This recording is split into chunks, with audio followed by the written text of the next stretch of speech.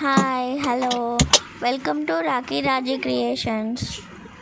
ఈరోజు టాపిక్ రొయ్యల నిల్వ పచ్చడి తయారు చేసే విధానం. ముందుగా శుభ్రంగా కడిగి పెట్టుకున్న రొయ్యల్లో కొంచెం పసుపు, కొంచెం ఉప్పు వేసుకొని ఒక అరగంట సేపు పక్కన పెట్టుకోవాలి. అరగంట సేపు పక్కన పెట్టుకున్న రొయ్యల్ని స్టవ్ మీద ఒక కడాయి పెట్టుకొని కడాయిలో ఆయిల్ ఏం వేయకుండా రొయ్యలు అందులో వేసి నెమ్మదిగా కలుపుతూ అడుగంటుకోకుండా చూసుకోవాలి. ఒక 2 మినిట్స్లో వాటర్ అంతా బయటకు వస్తుంది. ఇలా వాటర్ అంతా బయటకు వచ్చేలా కలుపుకుంటూ ఉండాలి. కొద్దిసేపట్లో దాంట్లో ఉన్న వాటర్ అంతా ఇంకా చాలా ఫుల్ మొత్తం బయటకు వచ్చేసిద్ది. ఆ వాటర్ అంతా తగ్గిపోయే వరకు మెల్లిగా కలుపుకుంటూ ఉంచుకోవాలి స్టవ్ మీదనే. ఇలా కలుపుతుండగా దాంట్లో ఉన్న వాటర్ అంతా చాలా వాటర్ బయటకు వచ్చేస్తుంది. ఆ వాటర్ని ఇంకా తగ్గించుకోవాలి. ఇలా వాటర్ అంతా ఇంకిపోయాక ఇలా డ్రైగా అయిపోతుంది. అలా ఎక్కువ రోజులు నిల్వ ఉండాలంటే చుక్క కూడా వాటర్ లేకుండా మొత్తం మగ్గిచ్చేసుకోవాలి. లేదు మాకు తక్కువ రోజులు ఉన్నా చాలనుకుంటే కొంచెం వాటర్ ఉన్నగా తీసేసుకోవచ్చు. ఎక్కువ అయితే వాటర్ లేకుండా మొత్తం డ్రైగా చేసుకోవటం చాలా చాలా బెస్ట్. అప్పుడు మంచిగా ఉంటుంది. ఇంకా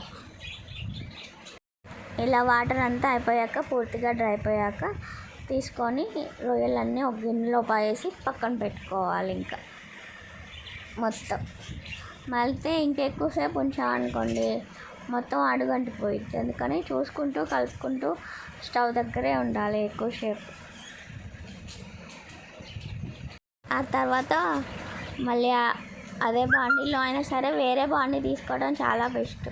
అందులో ఆయిల్ వేసుకొని ముందుగా వాటర్ అంతా పోయిన రొయ్యల్ని అందులో వేసి వేయించుకుంటూ ఉండాలి. కొన్ని వేయించుకోవడం బెస్ట్. ఆయిల్లో కూడా ఎక్కువసేపు ఉడికిచ్చేస్తే చాలా గట్టిగా అవుతాయి. కొంచెం 80-70% ఉడికించుకుంటే కొంచెం మెత్తగా ఉంటాయి. ఎక్కువ రోజులు ఉండాలనుకుంటే చాలా గట్టిగా ఉడికించుకోవాలి. కానీ చాలా చిన్నగా అయిపోతాయి రొయ్యలు అప్పుడు. ఇలా ఫుల్గా ఉడికాక అందులో అల్లం పేస్టు వేసుకొని ఒకసేపు ఉంచుకుంటే ఇంకా దగ్గర పడతాయి. రొయ్యలు ఆయిల్లో ఉన్నప్పుడే స్టవ్ మీద ఉన్నప్పుడే అందులో అల్లం పేస్ట్ వేసేసి ఒక 2-3 స్పూన్స్ ఎక్కువ కావాలనుకుంటే ఎక్కువ వేసుకోవచ్చు, తక్కువ కావాలనుకుంటే తక్కువ వేసుకోవచ్చు. ఆ తర్వాత చల్లారిపోయిన తర్వాత స్టవ్ మించి బంద్ చేసి కింద పెట్టాక అందులో 1 గ్లాస్ కారం, 1 గ్లాసు ఉప్పు వేసేసి మెల్లిగా కలుపుకోవాలి అంతా కలిసేలాగా. వేడిగా ఉన్నప్పుడు కారం ఉప్పు అసలు కలపకూడదు, అప్పుడు చేదుగా అయిపోతుంది కారం అంతా. ఆ తర్వాత కొంచెం మెంతుల పొడి అందులో వేసుకొని ఇది కూడా మంచిగా కలిపి పెట్టుకోవాలి. రుచికి సరిపడా కొంచెం ఎక్కువ వేసుకుంటే చేదైపోతుందని కొంచెం మనం తీసుకున్న క్వాంటిటీ బట్టి వేసుకోవాలి. మేము 4 కిలోస్ తీసుకుంటే మొత్తం కలిపి 1 కిలో అయింది పచ్చడి అంతే.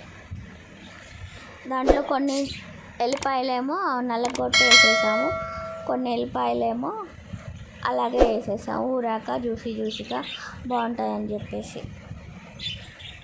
ఇంకా చివరిలో కొంచెం గరం మసాలా వేసాము 1 స్పూను. ఇంకా అంతే. ఆవపిండి వేసుకోవాలనుకునే వాళ్ళు వేసుకుంటారు, మాకు ఇష్టం లేక ఆప్షన్గా వేసుకోలేదు. ఇంతే రొయ్యల నిల్వ పచ్చడి రెడీ. తయారు చేసే విధానం ఇదే. ఇంకా ఒకసారి మీరు ట్రై చేసి చూడండి. అలాగే నా వీడియోస్ నచ్చుతున్నట్లయితే ప్లీజ్ లైక్ చేయండి, షేర్ చేయండి, కామెంట్ చేయండి. రాకీ రాజీ క్రియేషన్స్.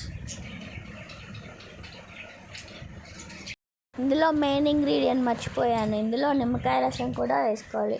ఇక్కడ ఆ పచ్చడికి మేము ఒక 7-8 నిమ్మకాయల రసం పిండి అందులో వేసేసుకున్నాము. గింజలు లేకుండా తీసేసి వేసుకుంటే మంచిగా ఉంటుంది. మళ్ళీ గింజలు అందులో వేస్తే తగులుతూ ఉంటాయి కదా, అందుకని. నిమ్మరసాన్ని అందులో వేసాక ఇంకా మొత్తం మళ్ళీ మంచిగా కలుపుకోవాలి. కలుపుకొని గాజు దాంట్లో అయినా సరే, లేకపోతే ప్లాస్టిక్ డబ్బా అయినా సరే, మనకు కుదిరిన దాన్ని బట్టి. బయట పెడితే కొంచెం కలర్ చేంజ్ వస్తూ ఉంటుంది కదా, ఫ్రిడ్జ్లో పెట్టుకుంటే కలర్ రాకుండా ఉండిద్ది. ఇంట్లో ఎవరికి కావాలన్నా చేసుకోవచ్చు. కొంతమందికి నాన్ వెజ్ అంటే చాలా ఇష్టం ఉంటుంది కదా, వాళ్ళందరూ ఇలా చేసుకొని తినవచ్చు. ఇలా చికెన్ పచ్చడి, రొయ్యల పచ్చడి, ఆల్మోస్ట్ నాన్ వెజ్ పచ్చళ్ళు అన్నీ ఒకలాగే ఉంటాయి. ఇంకా ముందు చాలా వీడియోస్ పెట్టడానికి నేను కూడా ట్రై చేస్తాను. ప్లీజ్ నా ఛానల్ కూడా సపోర్ట్ చేయండి. ఇంకంతే, టాటా, బాయ్ బాయ్.